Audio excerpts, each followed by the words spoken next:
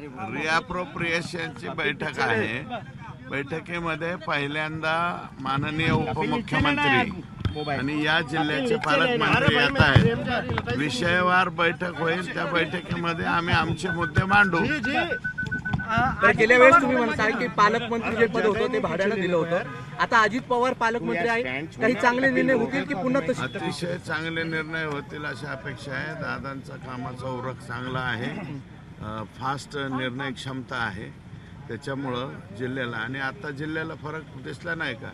बीड शहरात सगळे घाणच घाण असते, जरा साफसफाई तरी झाली ना, म्हणून दादांनी वारंवार आमच्या जिल्ह्याला यावं अशी आमची अपेक्षा राहील। भ्रष्टाचाराचे आरोप केले होते ते आज पुन्हा तुम्ही अजित पवारांसमोर मुद्दा मांडणार? नाही, भ्रष्टाचाराचे जेवढे डीपीसी पुरतं मर्यादित आहे तेवढ्या बाबतीमध्ये सभागृहात आम्ही काय करायचं ते करू ना। आता विषयवार बैठक घेऊ।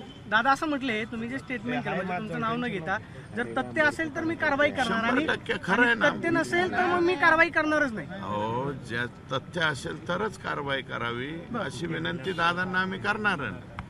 बिगर तथ्याचं नाही आणि मी बिगर तथ्याचं बोलतच नाही।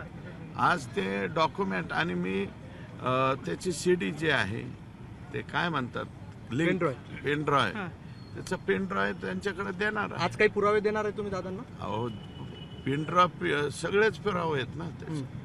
ओके, दादा असं म्हटले की आका खंडणी जर मागितली तर मोका लावणार। दादा असं म्हटले की आका की जय हो।